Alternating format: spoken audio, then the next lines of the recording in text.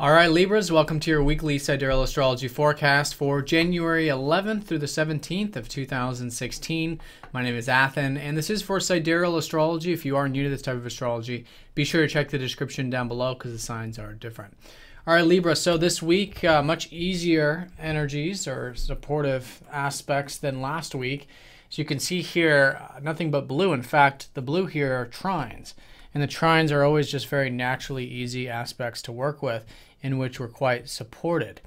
So with a lot of this, it's involving these shifts and changes that did happen from last week, probably for you involving those communications, maybe involving your mind, maybe with reading, writing, anything you're doing on a practical level, maybe with siblings for some of you, or group things.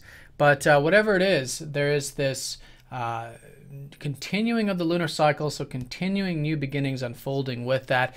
Now, a lot of it's still in flux because Mercury is retrograde still in that third house, so it is good to be adaptive, I think, with anything that you are involved with on that intellectual, practical, or social level. But in either case, a great week for applying these things, especially with so much support here. So it all starts here on Tuesday. Tuesday and Wednesday when your ruler Venus trines up to Uranus.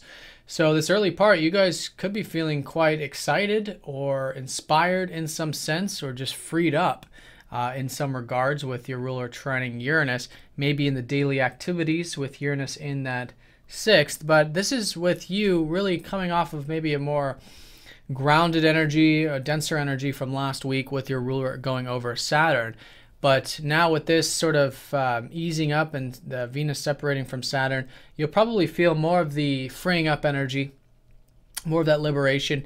And here maybe for you to enjoy the simple pleasures of life. You know, Venus is in your second house, so you guys could be quite focused on maybe the material assets, the material security, where you can have more of that simple enjoyment and really be grateful for what you have in your life on that material level, but of course with still taking it seriously, because you got Saturn in that second helping you ground solid foundations so you can have that type of material enjoyment into the future. So in either case, probably feeling quite inspired or free this week involving those areas, and how maybe you can bring in some of these values that you are focused on in a way that's freeing you up. You can be more aware of them, and that could definitely give you some more of that excitement, freeing energy.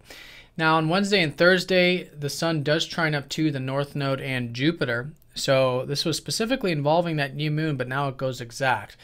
And with the Sun, there's a lot of focus and attention, I think, on the more communicative or interactive areas of life, which can really support these shifts that are happening for you. You've got basically the North Node shifting into your 11th house this early part of 2016, which is more towards groups or networking or following your inspirations, following your passions in life when it comes to your visions for the future. So on the most basic level, I think it's a great year to really be focusing on the networking or good groups and being a part of things larger than self. And I think you've already been perhaps expanding on that level with Jupiter transiting this 11th house of yours for about the past 6 months or so.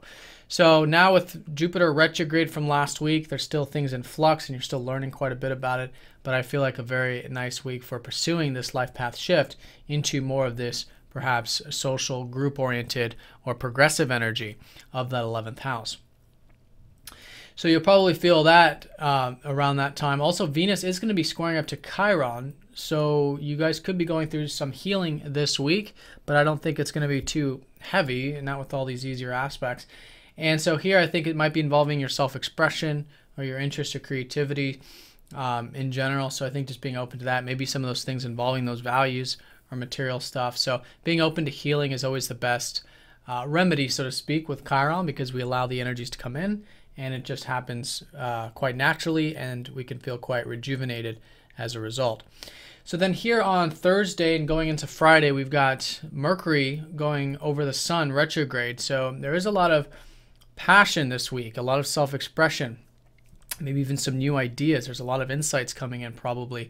And here for you involving how you can, how you're communicating or what you're thinking about, how you can apply yourself in that practical way.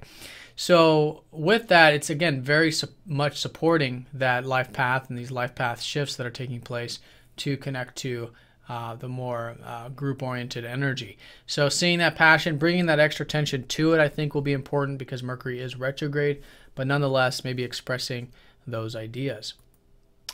Now, as we go into the weekend, we've got Mars trining up to Neptune. So there is this easygoingness about this weekend, specifically for you to maybe get that alone time, spiritual time out, which may have been more of a motivating time for you to do so over the past couple months with Mars here, to maybe get that, you know, spiritual time out or work behind the scenes or whatever. So could be quite easygoing, a great weekend for meditation, spiritual pursuits, practices. You could even be seeing there's more faith and trust involving the material stuff, which is quite nice, and maybe even the relationship stuff as well, since Mars does rule your 2nd and your 7th. Now, also over the weekend, we do have Venus, your ruler, squaring up to Jupiter, North Node conjunction. So I think usually this comes across as quite benefic. In fact, over Sunday and going into Monday of next week, you guys could be feeling quite buoyant, or you're seeing the big picture, you're seeing what's possible here. So stay grounded with it because it is a square, but see how you can really apply this overarching perspective into the practical perspective with Venus here in your 2nd house. All right, Libra, so have a great week. Thanks for watching, and I'll see you guys next week.